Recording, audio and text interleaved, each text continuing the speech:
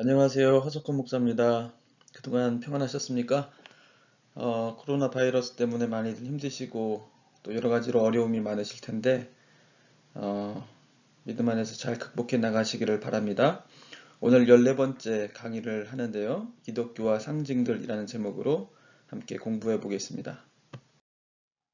네, 이번 강의에서 다룰 내용들을 먼저 보겠습니다. 첫 번째, 예배에서 이미지는 사용이 가능한 것일까? 이런 질문 한번 던져보고요. 이미지는 우상과 어떻게 다를까? 이미지를 사용할까 말까를 가지고 교회 안에서 교회 역사를 통해서 볼 때 많은 논쟁거리가 되어 왔었습니다. 그래서 이미지는 무엇이고 또 그것이 어떻게 우리 교회 역사 안에서 다뤄져 왔는지를 살펴보고 있고요. 그 다음에 그 이미지에 대해서 교회는 각각 어떠한 입장들을 가져왔는가 여러 가지 변천사가 있었는데 간략하게 한번 살펴보도록 하겠습니다.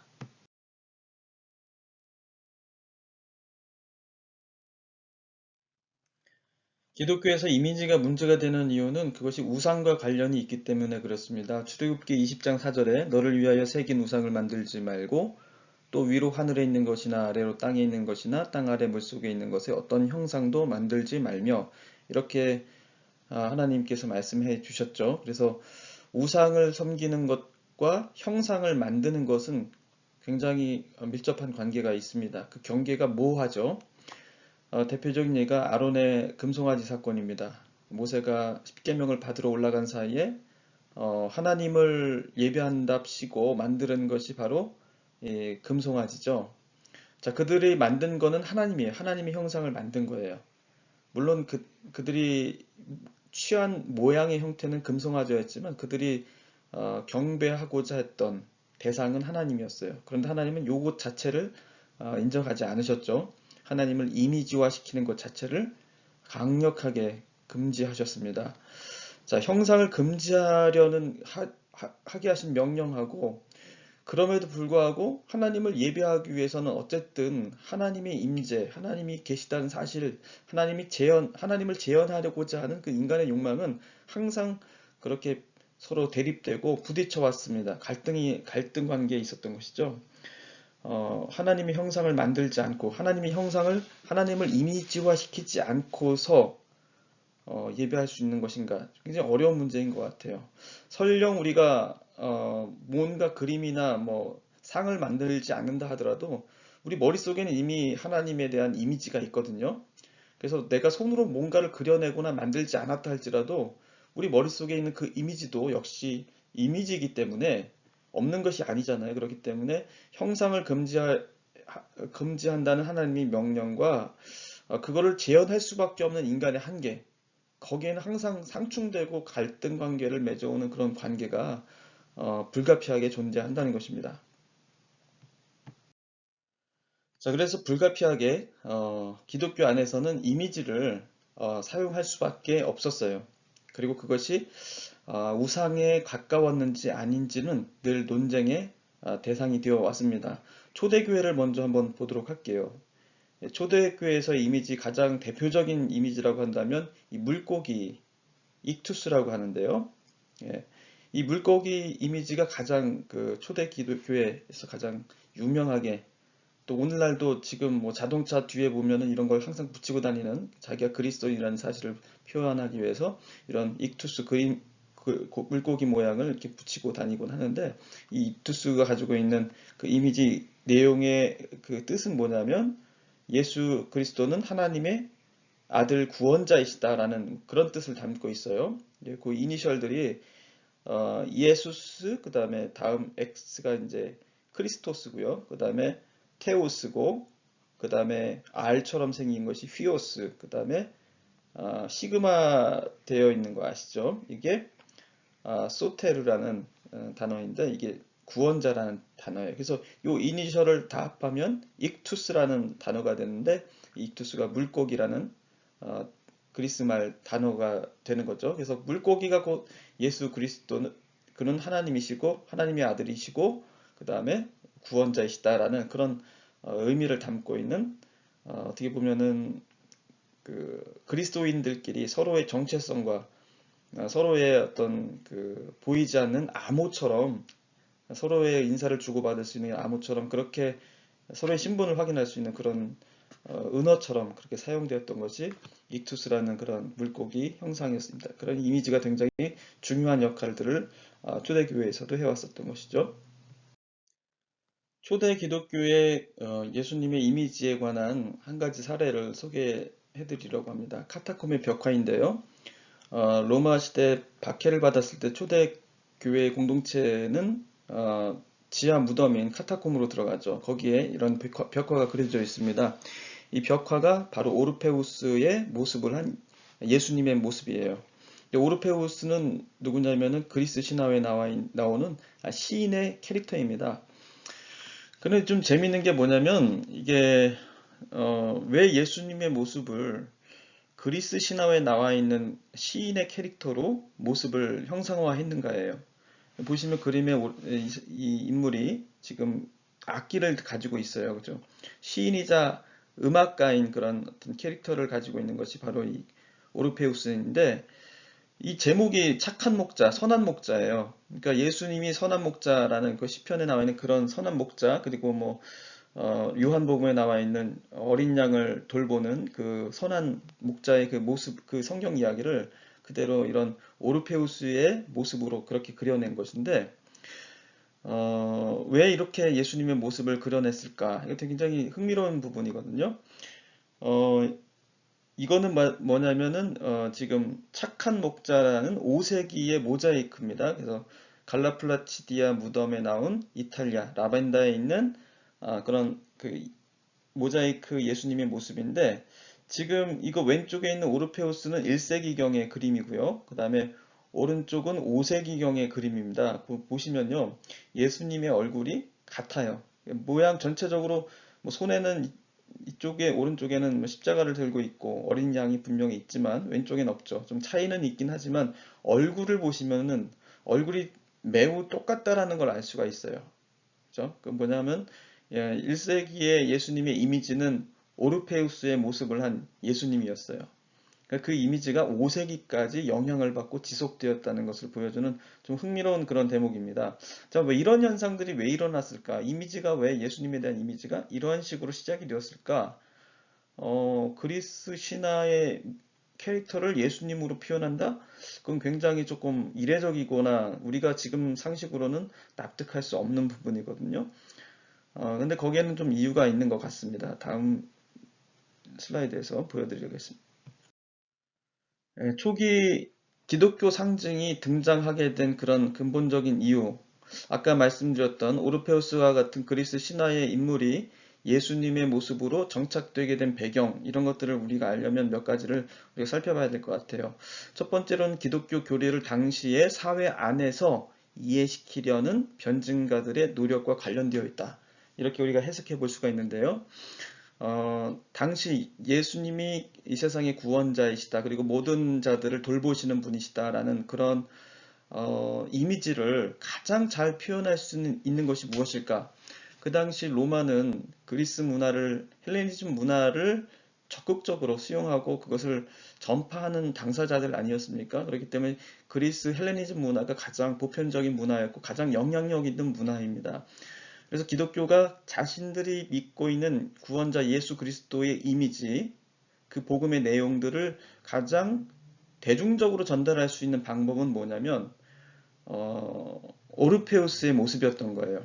오르페우스의 그런 목가적이고 그리고 목자의 젊은 목자의 이미지, 그것이 가장 보편적이고 호응이 있고 누구나 쉽게 받아들일 수 있었던 예수님에 관한 이미지였던 것입니다. 그런 것을 이해시키기 위해서 초대 기독교 교회는 그런 대중적인 이미지를 거리낌 없이 그냥 적극적으로 사용을 한 거예요. 두 번째는 성경을 알기 쉽게 전달하기 위한 목적입니다. 성경을 그 카타콤에 보면 여러 가지 이런 사진뿐만 아니라 성경의 내용들, 뭐 새 다니엘의 그러니까 다니엘이 풀무 속에서 어, 그 불타는 장면을 새 친구들과 함께 불타는 장면을 묘사했었던 그런 그림도 있고요. 여러 가지 성경 스토리를 담은 그림들이 많이 이렇게 그때 그려졌는데 이건 목적이 뭐냐면 성경을 전달하기 위한 목적이 가장 컸습니다. 일단 글을 읽지 못하는 사람들에게는 굉장히 좋은 전달 방법이 되었기 때문이겠죠. 그 다음에 세 번째로는 그리스도인들의 정체성을 확고하기 위해서 고유의 문화와 예수님을 창조했다. 예수의 이미지를 창조했다는 거예요. 이게 무슨 말이냐면은 당시에 이제 초기 기독교는 아직 유대교와 완전히 분리되지 않은 유대교의 소종파의 일환으로서 인식되었던 시기였습니다. 그랬을 때에 그리스도인들은 자신들이 적극적으로 유대교와는 전혀 다르고 우리는 우리의 뚜렷한 어떤 교리와 그리고 신앙 고백이 있다는 사실 그리고 정체성이 다르다는 사실을 보여줄 필요가 있었던 것이죠. 그러기 위해서 그리스 문화를 적극적으로 차용한 것을 우리가 볼 수가 있습니다. 그래서 그리스 신화의 이야기들도 차용을 할 뿐만 아니라 그리스의 문화, 뭐 어떤 그림, 여러 가지 문자 이런 것들도 적극적으로 다 사용하고 활용할 줄 알았다는 것이죠. 4세기로 한번 넘어가 보겠습니다. 4세기에는 좀 특별한 어떤 상징들을 우리가 좀 살펴볼 수가 있겠는데요. 삼위일체에 관련된 그 상징물을 우리가 지금 보고 있습니다. 이거는 스테인드 글라스, 교회의 어떤 창문이나 이런 데 이렇게 조각되어 있는 그 스테인드 글라스인데 보시면 이게 삼위일체를 형상하고 있어요. 근데 이 삼위일체를 형상하고 있는 이 스테인드 글라스가 4세기부터 이제 발전하기 시작하고 등장하기 시작합니다. 그게 바로 삼위일체 논쟁이 4세기부터 시작이 되었고 그때부터 굉장한 그 신학적인 가장 논쟁거리고 중심이 되었기 때문에 이것이 교회의 성당이나 그리고 또 교회의 어떤 가장 중요한 상징물로 자리 잡게 된 이유가 있었던 것이죠. 이 상징물을 보시면 가운데 위에 부분이 바로 성부를 나타냅니다. 바로 구름 속에서 손이 나오고 있죠. 이 손이 바로 하나님의 강한 손이에요. 하나님의 강한 손을 의미하는 성부를 의미하는 그런 상징이 되겠고요. 그 다음에 왼쪽 하단부가 어린 양이에요. 어린 양. 바로 성자를 상징하는 그런 이미지가 되겠습니다. 그리고 오른쪽 그리고 비둘기가 바로 성령을 상징하는 그런 이미지가 되겠어요. 이런 이미지가 등장하는 것은 그냥 등장하는 게 아니라 당시 교회의 상황을 반영하고 있어요. 당시 교회의 삼위일체, 예수님과 하나님과의 관계, 그리고 성령님은 어디서 발현하는가 이런 문제들, 하나님의 영인가 예수님의 영인가 이런 논쟁들 이런 것들이 결부되어서 그것이 하나의 이미지화로 드러나는 것이죠. 그래서 이 이미지를 보면서 사람들은 복잡한 삼일체 논쟁을 알지 못하더라도 성부, 성자, 성령께서 하나시구나라는 사실을 이 이미지를 통해서 쉽게 알 수가 있는 것이죠. 교회에서 이미지는 많이 사용이 되었습니다. 그리고 적극적으로 받아들여졌습니다. 그에 대한 그 초대 교회의 입장, 초기 교회의 입장을 이렇게 정리해 볼 수 있을 것 같아요. 로마 그레고리우스 교황 1세는 이렇게 얘기했습니다. 책을 읽을 줄 모르는 문맹들이 성서의 내용을 읽을 수 있도록 교회의 벽면을 성화상으로 장식하시오. 그러니까 신학적 교육의 가치로서 충분히 성상과 이미지가 활용될 수 있다는 것이죠. 그러니까 책을 모르는 사람에게는 이미지가 하나의 글자와 같다는 것입니다. 그 얘기를 스트라보 사제가 이렇게 얘기합니다. 그림은 읽지 못하는 자들에게는 글과 같다. 이렇게 얘기하죠. 초기 적어도 7, 800년 정도까지는 성상과 이미지에 대해서 매우 긍정적이었고요. 그리고 아주 적극적으로 이것들을 사용할 수 있었다는 것을 우리가 알 수가 있습니다. 기독교가 성상과 이미지에 관해서 매우 호의적이고 적극적으로 사용하던 그런 입장이 있었는데 이것이 이제 완전히 반전되는 계기가 있었습니다. 그것이 바로 성상 파괴 운동입니다. 비잔틴 황제 레오 3세가 바로 이 성상 파괴 운동을 처음으로 이제 주장하고 또 실행에 옮겼던 사람입니다. 왼쪽에 동전 얼굴을 보시면 그 얼굴이 바로 레오 3세의 얼굴입니다. 이 사람이 성상 파괴 운동을 했던 이유가 뭐냐면 첫 번째로는 신은 형체가 없으므로 신이신 예수를 이미지화하는 것은 신격을 훼손하는 것이고 그것을 이교화하는 것이다 라고 이렇게 신학적으로 또 신앙적인 입장에서 이렇게 주장하고 나선 거고요. 자, 다음부터는 이제 좀 정치적인 이유인데요. 비잔티움 권력자들이 유대교와 이슬람의 영향을 받았기 때문이다. 레오 3세가 어렸을 때부터 이슬람의 영향을 받았다는 그런 주장이 있습니다. 그래서 이슬람이 가지고 있는 엄격한 형상 금지에 대한 그런 영향을 받아서 그도 또한 성상 파기 운동을 주장할 수 있었다. 이렇게 주장하는 그런 이야기가 있고요. 자, 세 번째로는 비잔티움 황제들이 권력을 장악하기 위해서 권력을 분산시키는 성상을 폐지했다라는 주장이 있습니다. 이건 뭐냐면 당시 레오 3세가 황제가 될 당시에 굉장히 정치적으로 불안한 상황이었습니다. 왜냐하면 이슬람 군대와 그 전쟁이 벌어지게 될 그런 일촉즉발의 그런 상황 속에서 정치적 위기죠. 그 전쟁에서 이기지 못하면 자기 비잔틴 제국 자체도 무너지기 때문에 굉장히 그 황제의 권력을 장악하는 것 자체가 굉장히 중요했습니다. 그런데 이제 이 권력을 분산시키는 요소가 바로 성상이었다는 것이죠. 성상 자체가 어떻게 권위를 가지고 있다는 겁니다. 이런 수도사들이 이런 성상들을 보유하고 있었고, 거기에 어떤 힘이 있다라고 주장하는 그런, 속설 때문에, 신비로운 힘이 있다라는 그런 속설 때문에 일반 백성들이 수도원에 굉장히 큰 어떤 권위를 실어주고 거기를 따르는 경향들이 있었어요. 그렇다 보니까 황제의 권력이 분산되는 그런 부정적인 효과가 있었습니다. 어쨌든 전쟁에서 이르기 위해서는 황제의 권한이 좀 강화될 필요가 있었고, 그러기 위해서 분산시키는 그런 성상들을 폐지하였다라는 그런 주장도 어느 정도 설득력이 있죠. 네 번째도 비슷한데, 성상을 없앰으로써 교황의 권위를 강화시켰다.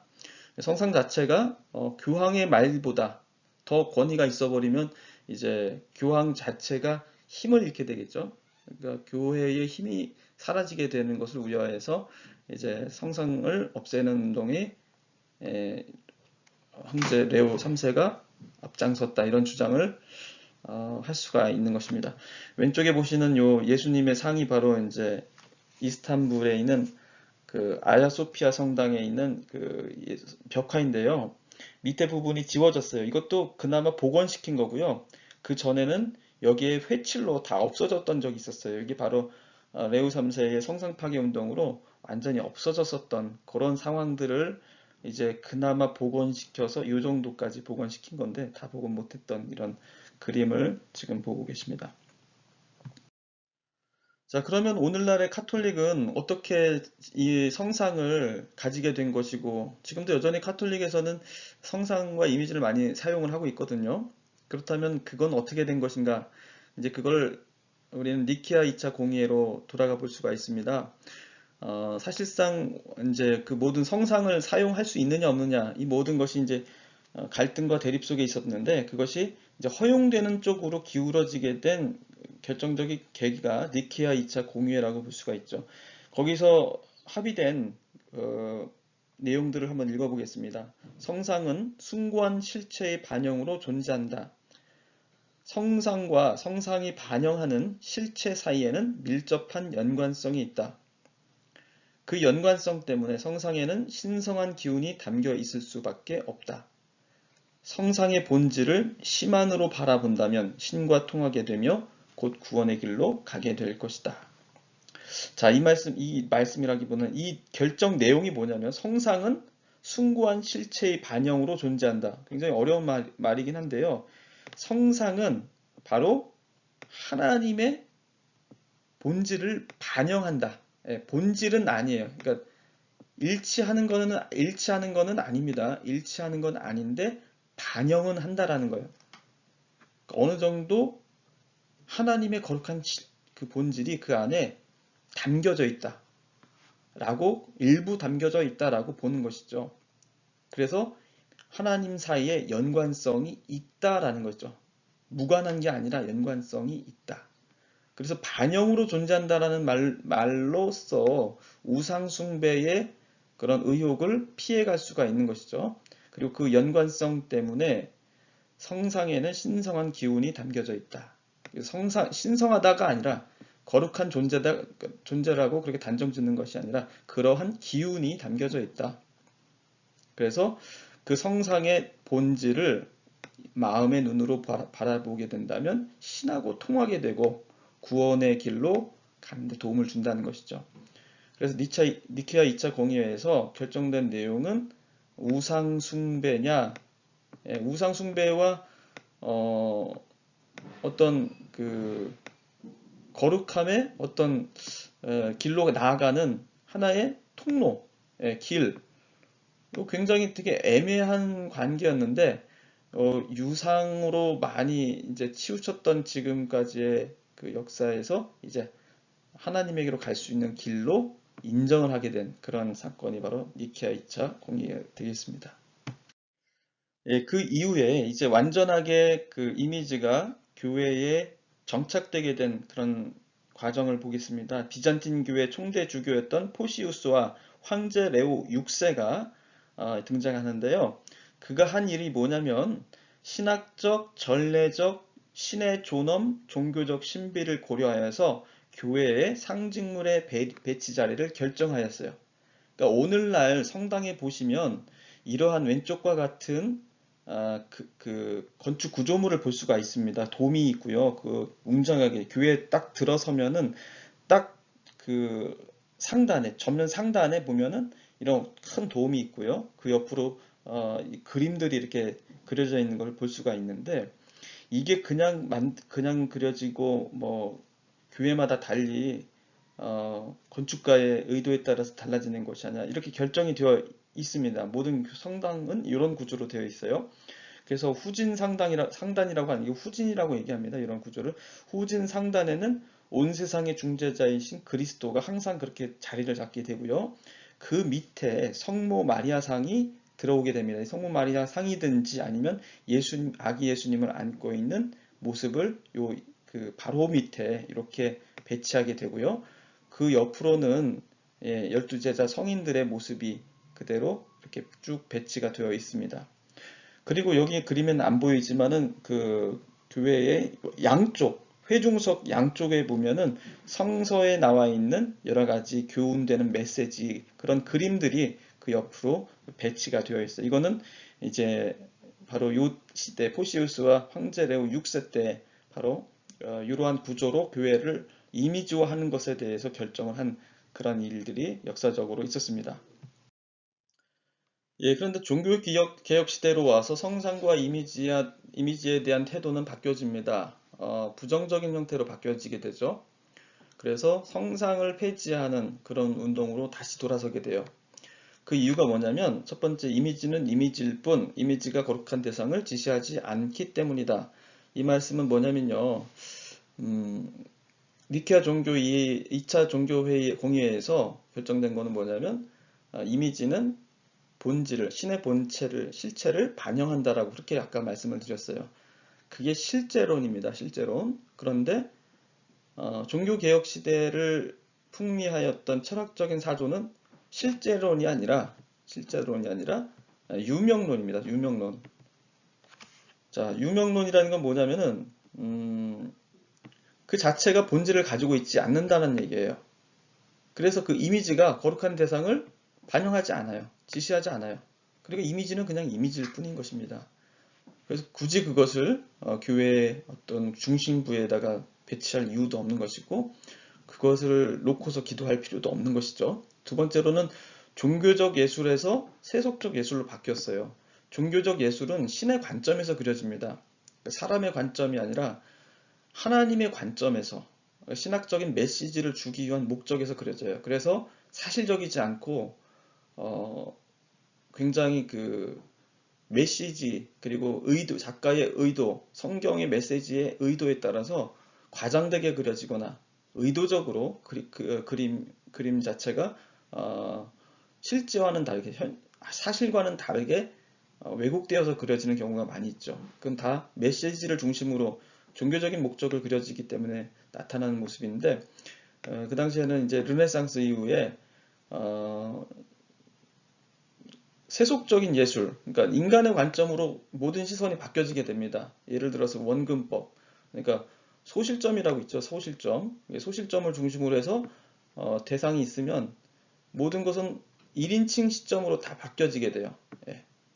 그래서 이걸 원근법이라고 제가 이렇게 표현을 해보겠는데, 여기 사람이 이렇게 있으면, 사람이 있으면 이 사람을 초점, 소실점으로 해서 모든 것은 다 멀수록 멀어지게 되고 한 초점으로 모여지게 되고 가까울수록 이렇게 커지게 되는 원근법의 그 회화요법을 사용하게 돼요. 이게 다 인간의 관점에서 1인칭 인간의 관점에서 세상을 보는 거예요.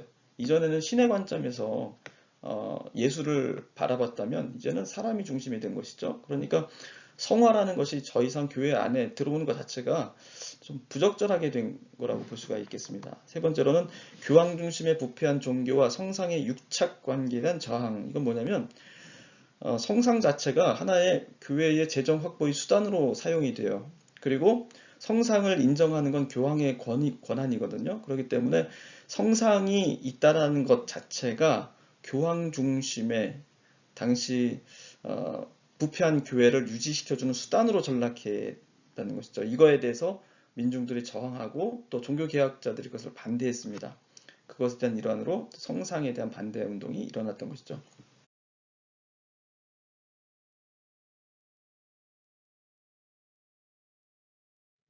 네, 종교개혁 시대에 성상을 폐지하게 된 대표적인 그런 이유 중에 하나가 이제 부패한 교회와 과도한 교황의 권력 그런 것으로 민중들이 저항을 했다라고 아까 세 번째 이유로 말씀드렸는데 그거의 대표적인 사건이 바로 이 그림에서 보는 스위스 쥐리 슈타델로펜에서 세 사람이 십자가 순환상을 파괴하는 그런 사건입니다. 이 사람들이 이 십자가를 성상이죠. 한마디로 이것도 하나의 일종의 성상인데 이 성상을 파괴하고 그 한 나무, 십자가의 나무를 팔아서 가난한 사람들에게 나눠줬다는 거는 그 당시에 그 교회가 어, 얼마나 부패했고 그 부패한 교회를 개혁하기 위해서 성상을 파괴하는 것이 반드시 필요로 하는 그런 어, 종교개혁 운동의 일환이었다는 점을 이런 이 그림과 이 사건을 통해서 우리가 확인해 볼 수가 있습니다. 예, 지금까지 초대교회에서부터 중세를 거쳐서 종교개혁까지 이미지 성상을 어떻게 대해 왔는지 거기에 따른 논쟁들을 간략하게 살펴봤습니다. 이 논쟁은 사실 오늘날까지도 계속 이어지고 있는 논쟁인 것 같아요. 물론 개신교는 종교개혁 전통을 이어받고 있기 때문에 카톨릭처럼 많은 그런 이미지를 사용하고 있지 않습니다. 고작 뭐 십자가 정도 이제 교회 전면부에 이렇게 걸려 있는 그런 건데요. 근데 그나마도 이 십자가가 오용되고 또 남용되고 있다는 그런 비판 속에 또 개신교가 있는 것 같습니다. 여러분들은 이 강의를 들으시면서 어떻게 생각하십니까? 교회에서 이미지, 십자가의 사용, 또 예수님의 얼굴, 예수님의 성화 이런 것들이 우리가 접할 수 있는 이미지들 가운데 하나인데 이거에 대한 여러분들의 생각, 여러분들 이것이 오용되고 있는 것인가 아니면 거기에 어떤 문제점이 있는 것인가 이렇게 생각하신다면 그에 대한 의견을 여러분들이 한번 개진해 주시면 좋겠습니다. 그리고 오늘날 기독교와 또 가톨릭이 사용하고 있는 이미지의 차이, 이런 이런 차별점들에 대한 여러분들의 생각,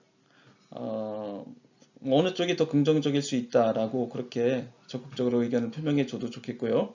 그렇지 않고 거기 장단점을 서로 비교해보는 객관적인 입장에서 한번 바라보는 그런 비교도 좋을 것 같습니다. 어떤 식이든지 여러분들의 생각과 의견을 적어서 주시면 감사하겠습니다. 이것으로 14번째 강의를 모두 마치겠습니다. 시청해 주셔서 감사합니다.